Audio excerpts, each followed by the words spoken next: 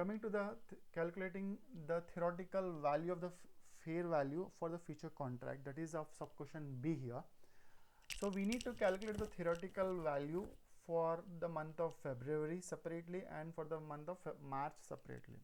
That is, for the month of February, the formula goes like this: F is equal to S naught into e to the power of RT.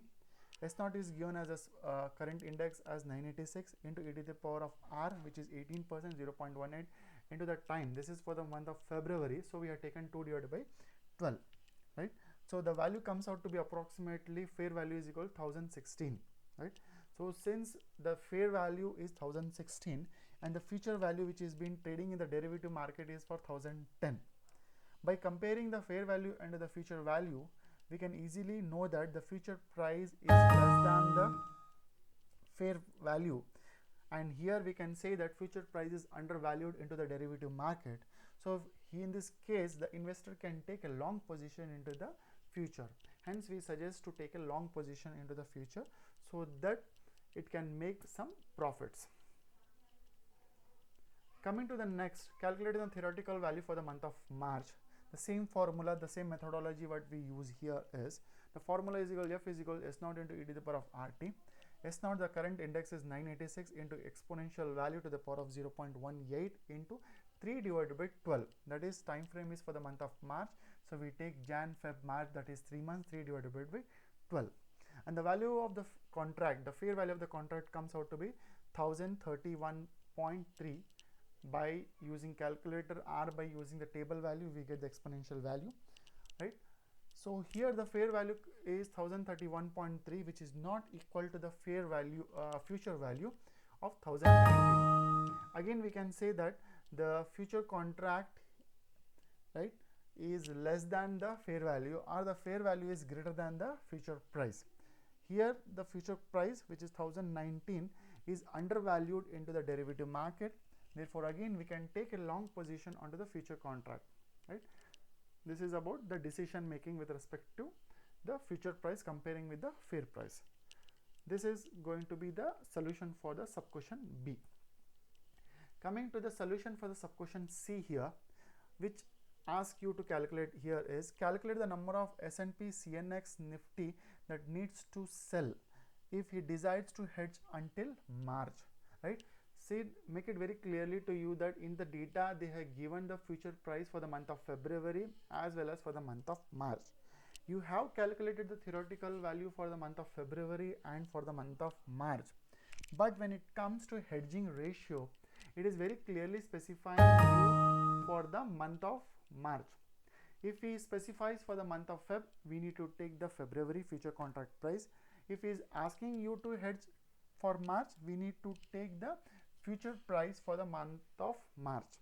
Based on the given data, we need to use such data which has been given. Fine. So the sub question under the C, for the first sub question here is total portfolio. He wants to calculate the hedging ratio for the total portfolio. That is what we call as a full hedging. The formula we are all familiar, that is hedging ratio is equals to value of the portfolio required for hedging divided by value of the future contract into the portfolio beta. The value of the portfolio is 9,94,450 divided by 1019 into 200. 1019 is a future price of the March contract which is given in the data. I am not using the fair value price, right? If the data is being given, I need to use the data which is given in the question. If it is not been given, then I will be assuming that the fair value is equal to the future value. Then I will take the fair value what I have been calculated as a future price. Since the future price is given, I will be using the future price, that is 1019, and the lot size is given as a 200 multiplied by the portfolio beta 1.099. By substituting the values, I will be getting approximately 5.36, which is equal to 5 contracts. So investor requires to take a short position on 5 contracts in order to get full hedge for his portfolio. Okay, coming to the next. So investor is interested not for full hedging, he is interested only to hedge for the 90% of his portfolio. If he is interested to hedge only the 90% of his portfolio, then again the formula remains the same. Only the small additions would be, value of the portfolio required for hedging is 9,94,450. That should be multiplied by 0.90. that shows that we are hedging only the 90% of the portfolio. Rest remains the same, that is divided by the future contract price for the month of March, that is 1019 into 200 multiplied by portfolio beta. Substituting the values, we will get as a 5 contracts. So in this case, for the 90% of the portfolio, investor required to take short position of the 5 contracts in order to get the 90% of this portfolio for investment. Similarly, for the sub question 3, under which we have 120% of portfolio, the investment that is made is 100% of investment, but he wanted to take the higher leverage on his investment, for which he says that I want to cover the risk for more than my investment. So hence he wants to have the coverage for 120% of his portfolio. So the hedging ratio again remains the same. Value of portfolio required for hedging divided by the value of future contract into the portfolio beta. The value of portfolio is 9,94,450 multiplied by 1.20. If it is only 1, that is full hedging. If it is 1.20, it is increased by 20%, that is 1.20, divided by 1019 into 200. 1019 is the future price for month of March contract, multiplied by 200 units, whole multiplied by the portfolio beta. Here we will get the value as 6 contracts. So final judgment is investor required to take short position on 6 contracts in order to get hedging for 120% of his total portfolio of investment. Fine. Coming to the last sub question here, the number of contracts the investor should hedge till March if he decide to reduce the beta of his portfolio to 0.7. So this question is, again we are familiar with this.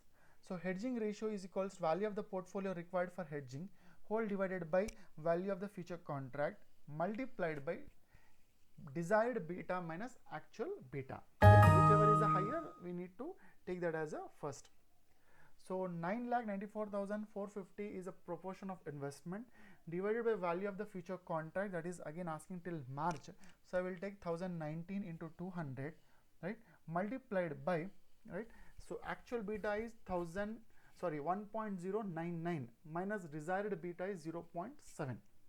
Okay, by substituting and the calculation, we will get that the number of contracts required to take the short position is only the 2 contracts, right, to get the full hedge, to get the hedging for the desired beta of 0.7.